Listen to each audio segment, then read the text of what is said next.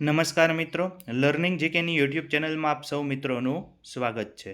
મિત્રો, TAT higher secondary અને secondary મેઇન્સની exam નજીક આવી રહી છે ત્યારે ગુજરાતીના વર્ણનાત્મક પેપરની અંદર પૂછાતો એક પ્રશ્ન એટલે કે ચર્ચાપત્ર આપ સમક્ષ 19મા નંબરનું ચર્ચાપત્ર મૂકી રહ્યો છું. મિત્રો, આ ટોપિક ઉપર અચૂક વિડીયો જોયા બાદ એકવાર જાતે લખવાનો પ્રયત્ન કરજો. શહેરોમાં વધતી જતી ટ્રાફિકની સમસ્યા અને જાહેર પરિવહનનો ઉપયોગ અંગેનું ચર્ચાપત્ર તૈયાર કરો.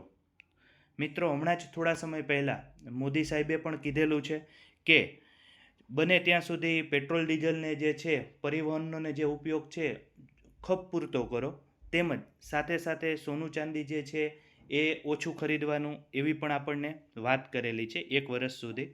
તો એના ઉપરથી જ કરંટ માહિતી તરીકેનો આ એક ભાગ છે, એટલે આ વિષય ઉપર એક ચર્ચાપત્ર રજૂ કરી રહ્યો છું. સૌપ્રથમ નામ કખગ, સરનામું 1, ત્યારબાદ અબક શહેર, ત્યાં પૂર્ણ વિરામ આવશે, ત્યારબાદ એક તારીખ. મિત્રો, વર્તમાનની તારીખ તમે નાખશો તો પણ ચાલશે, મેં અહીં જૂની તારીખ નાખી છે.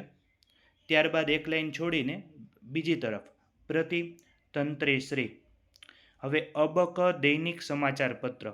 હવે મિત્રો, ઘણાને એવો પણ પ્રશ્ન થશે કે ઉપર અબક શહેર છે તો નીચે અબક દૈનિક સમાચાર પત્ર ન આવે. બરાબર, કોમેન્ટ દ્વારા પણ જણાવશે, પણ પહેલાં જ કહી દઉં કે જો કોઈ મોટું શહેર હોય તો ત્યાં એનું પણ વર્તમાન પત્ર જે છે છાપું છે એ પ્રસિદ્ધ થતું હોય, તો એના ઉપરથી અહીંયા નામ છે અબક દૈનિક સમાચાર પત્ર રાખેલું છે. તમે ધારો કે ત્યાં ફેરવી નાખો અને જ રાખો તો પણ ચાલે, અને જે શહેર છે એનું જ નામ એની નીચે છે, એટલે ફરીથી મેં પાછું લખ્યું છે અબક શહેર. એટલે કોઈને જો પ્રશ્ન મનમાં થાય તો તમે તમારી રીતે ફેરવી પણ શકો છો. જેમ કે અમદાવાદ જેવું મોટું સિટી છે તો ત્યાંનું પોતાનું પણ સમાચાર પત્ર હોય છે, બરાબર, એના જ નામનું, તો બની શકે. ત્યારબાદ એક લાઈન છોડીને વિષય ટ્રાફિકની સમસ્યા અને ઉકેલ અંગેનું ચર્ચાપત્ર અથવા તો ઉકેલ અંગેનો મારા મંતવ્યો. ત્યારબાદ એક લાઈન છોડીને સુગ્ન મહોદયશ્રી અથવા તો તંત્રી શ્રી.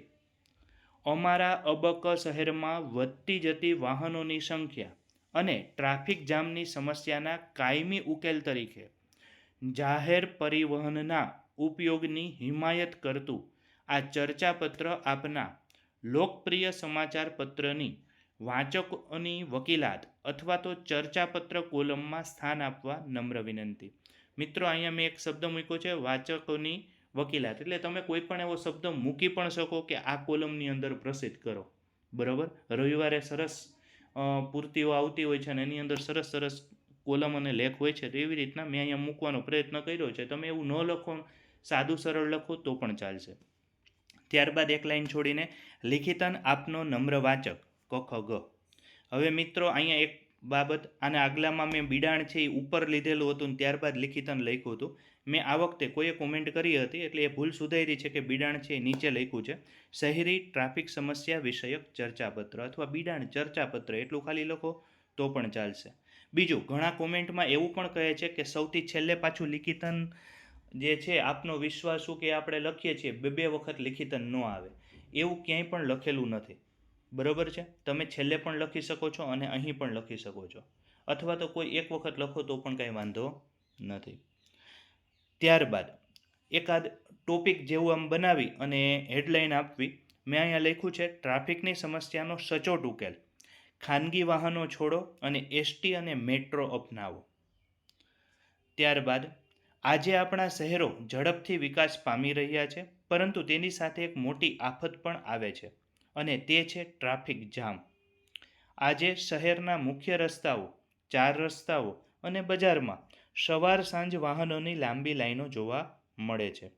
આ સમસ્યા માત્ર સમયનો બગાડ નથી કરતી, પરંતુ પ્રદૂષણ, માનસિક તણાવ અને અકસ્માતોનું મુખ્ય કારણ પણ બની રહી શકે છે. ઘણીવાર તો એમ્બ્યુલન્સ જેવા ઇમરજન્સી વાહનો પણ આ ટ્રાફિકમાં ફસાઈ જાય છે. આપણે અહીંયા એવું પણ લખી શકે છે અગ્નિશામક, બરાબર છે, જે ફાયરની ને ગાડી છે એ પણ આમાં ફસાઈ શકે છે, તો આપણે એ પણ અહીંયા માહિતી લખી શકીએ, જે ખૂબ જ ચિંતાજનક બાબત છે. ત્યારબાદ ઉકેલ માટેના સૂચનો. મુખ્યત્વે મેં 4 સૂચનો લખ્યા છે, તમે હજી થોડુંક વિસ્તૃત પણ લખી શકો છો. પબ્લિક ટ્રાન્સપોર્ટને પ્રોત્સાહન. લોકો વ્યક્તિગત વાહનોને બદલે મેટ્રો, BRTS, સિટી બસનો વધુ ઉપયોગ કરે તેવા પ્રયાસો થવા જોઈએ. પાર્કિંગની યોગ્ય વ્યવસ્થા. તો કે મલ્ટી લેવલ પાર્કિંગ બનાવવા માટે અને રસ્તા પર આડેધડ પાર્કિંગ કરનારાઓ સામે કડક દંડનીય કાર્યવાહી થવી જોઈએ.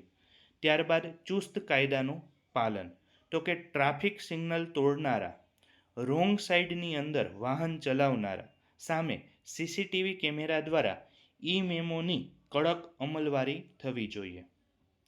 ત્યારબાદ તો કે જાગૃતિ અભિયાન. તો કે શાળાઓ, કોલેજો અને સોશિયલ મીડિયા દ્વારા ટ્રાફિક અવેરનેસના કાર્યક્રમો ચલાવવા જોઈએ. આ સિવાય તો કે ઘણા દેશોની અંદર એવું પણ જોવા મળે છે વિદેશોમાં કે ત્યાંના જે રાષ્ટ્રપતિ હોય તો કે પ્રેસિડેન્ટ હોય તો એ પોતે સાયકલ ઉપર જાય છે. તો આપણે અહીંયા એક એ બાબત પણ અહીંયા લખી શકીએ આ અભિયાનની અંદર કે સાયકલોનો વધુ પડતો ઉપયોગ કરો, અથવા તો અઠવાડિયામાં 1 કે 2 દિવસ કોઈ પણ સ્થળે જવાનું હોય નજીકમાં તો સાયકલોનો વધુ ઉપયોગ કરો. બેટરી બાઇકો આવી ગઈ છે તો બેટરી બાઇકનો ઉપયોગ કરો. તો આ મુદ્દો પણ આની અંદર લખી શકાય છે. ત્યારબાદ જો વહીવટીતંત્ર અને નાગરિકો બંને સાથે મળીને પ્રયત્ન કરશે તો જ આ જટિલ સમસ્યાઓમાંથી મુક્તિ મેળવી શકાશે. અહીંયા પણ તમે નીચે લખી શકો છો લિખિતન આપનો વિશ્વાસુ, બરોબર, અને જે તેનું નામ હોય તે અબક. ન લખો તો પણ ચાલશે, બિડાણ છે માટે. મિત્રો, વિડીયો પસંદ આવે તો લાઈક કરજો, જરૂરી સૂચનો લાગે તો જરૂર જણાવજો. તેમજ તમને એમ લાગે કે આ ટોપિક ઉપર ચર્ચાપત્ર તૈયાર કરવામાં આવે તો એવો તમે કોમેન્ટ દ્વારા એ ટોપિક પણ જણાવજો. ટૂંક સમયમાં જ બેગલેસ ડે વિશેનો ચર્ચાપત્ર લઈને આવીશ. અસ્તુ. જય હિન્દ, જય ભારત.